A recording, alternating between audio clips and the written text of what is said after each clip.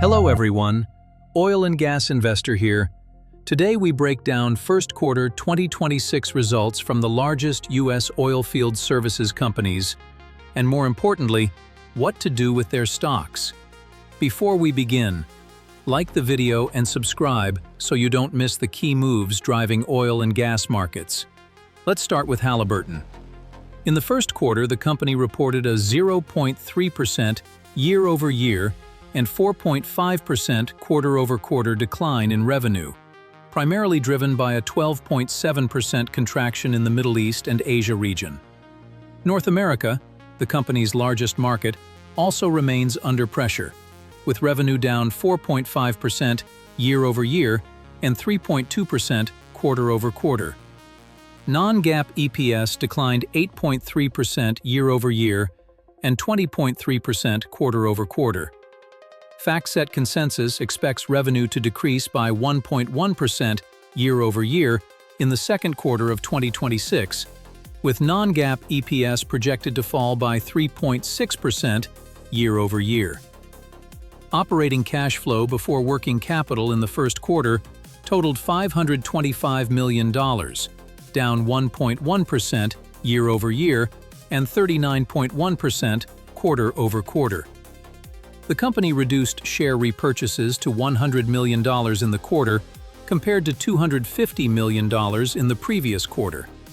Consensus estimates imply a 5% year-over-year decline in full-year 2026 non-GAAP EPS to $2.3 per share, placing the stock at an elevated forward PE ratio of 17.5. Notably, this would mark the third consecutive year of year-over-year non-GAAP EPS contraction. Despite weak fundamentals, the stock continues to rally, up 43% year-to-date in 2026. In our view, the current valuation remains disconnected from underlying fundamentals, increasing the risk of a material correction in the stock. Now let's move to Baker Hughes, which delivered the strongest performance among the Big Three, supported by robust demand for LNG-related equipment. Consolidated revenue increased 2.5% year-over-year, despite continued weakness in the oilfield services and equipment segment. The Middle East conflict weighed heavily on results, with revenue in the company's largest region, Middle East and Asia, slumping 19.4% year-over-year. By contrast, the industrial and energy technology segment continued to show strong momentum. M&A activity is set to materially shape 2026 performance. In 1Q26, Baker Hughes closed a joint venture with a subsidiary, Cactus Inc., contributing its surface pressure control business and receiving $345 million in proceeds while retaining a 35% stake. The company also completed the sale of its precision sensors and instrumentation unit to Crane Company for $1.15 billion. In April, Baker Hughes agreed to sell its Waygate Technologies unit to Hexagon for $1.45 billion. The acquisition of Chart Industries remains a key overhang. Shareholders approved the deal on October 6, 2025, with Baker Hughes set to pay $210 per share in cash, implying a total transaction value of $13.6 billion, including debt. The deal is expected to close in mid-2026. To fund the acquisition, the company issued $10 billion in debt in March, with annual interest expense of approximately $468 million. Given Chart Industries generated $200 million in free cash flow in 2025, the transaction appears economically unattractive. In the first quarter, non-GAAP EPS increased 13.7% year-over-year, but declined 25.6% quarter-over-quarter. FactSet Consensus expects revenue to fall 5.2% year-over-year in 2Q26, with non-GAAP EPS projected to drop 17.5% year-over-year. In 1Q26, operating cash flow before working capital totaled $890 million, up 7.1% year-over-year and 30.9% quarter-over-quarter. No share buybacks were executed during the quarter as the company prepares for the Chart acquisition. Post-closing, management is expected to prioritize deleveraging, limiting the scope for shareholder returns in the near term. Consensus estimates imply a 4.2% year-over-year decline in full-year 2026 non-GAAP EPS to $2.49, placing the stock at an extreme forward P/E ratio of 27.7. Despite the expected earnings decline, shares are up 51% year-to-date in 2026.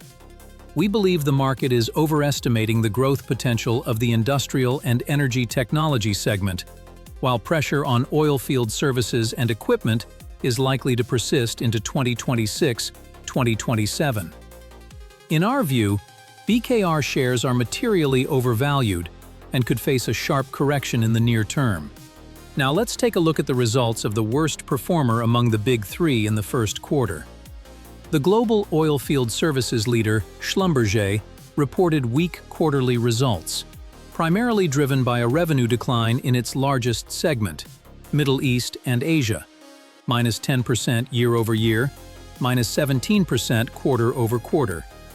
Consolidated revenue increased 2.7% year-over-year to $8.7 billion, supported by strong performance in North America. The 26% year-over-year revenue growth in this region was largely attributable to the acquisition of US-based competitor ChampionX on July 16, 2025. To finance the transaction, SLB issued 140.5 million shares, representing more than 10% of shares outstanding prior to closing. In 1Q26, non-GAAP EPS collapsed 27.8% year-over-year and 33.3% quarter-over-quarter. FactSet Consensus expects revenue to grow 2.6% year-over-year in 2Q26, with non-GAAP EPS projected to drop 23% year-over-year.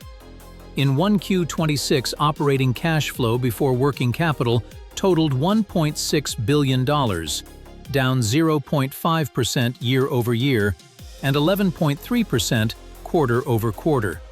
The company spent $451 million on share buybacks during the quarter. However, total shares outstanding increased 9.9% year-over-year due to the ChampionX acquisition.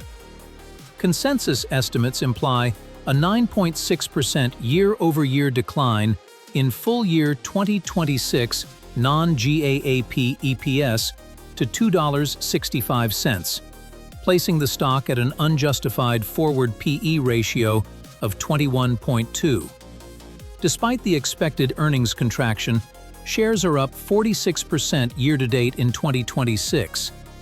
We believe SLB shares are being driven by broader market euphoria in U.S. equities and hype surrounding the energy sector. The stock is trading materially above fair value and presents significant downside risk heading into the second quarter. Let's wrap up.